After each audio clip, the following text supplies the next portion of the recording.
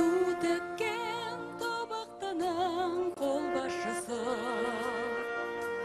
тоқтамыз жуан таяқ дейтін кісі.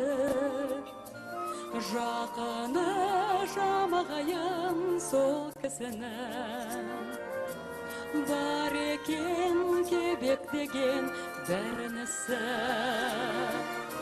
Сол кебек батыр болған жас басынан, тоқаңды тастамайды өз қасынан.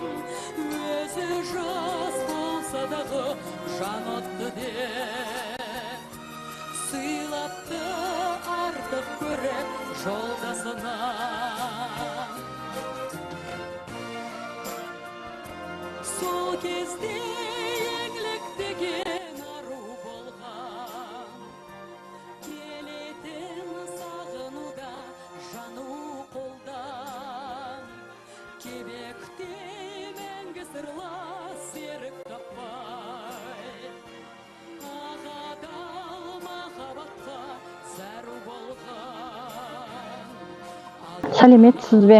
Еңлік кебек пьесасын жарық көргеніне 125 жыл толуына орай саған еңлік кебек туралы сұрақ қояйын деп едім. Еңлік кебек пьесасын кім жазған? Шәкәрім Құдайбердіұлы. Оқиға қай уақытта орын алған? 18 ғасырда. Жақсы. Сәлеметсіз бе? Еңлік кебек поэмасын жарық көргеніне 125 жыл толуына орай сізге еңлік кебек туралы сұрақ қояйын деп едім. Еңлік кебек не туралы? Осы ғашықтар туралы. Жақсы, рахмет.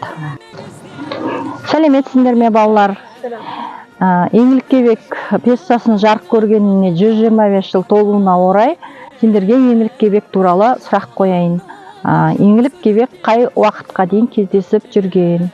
6 ай бойы кездесіп жүрген. Жақсы, рахмет.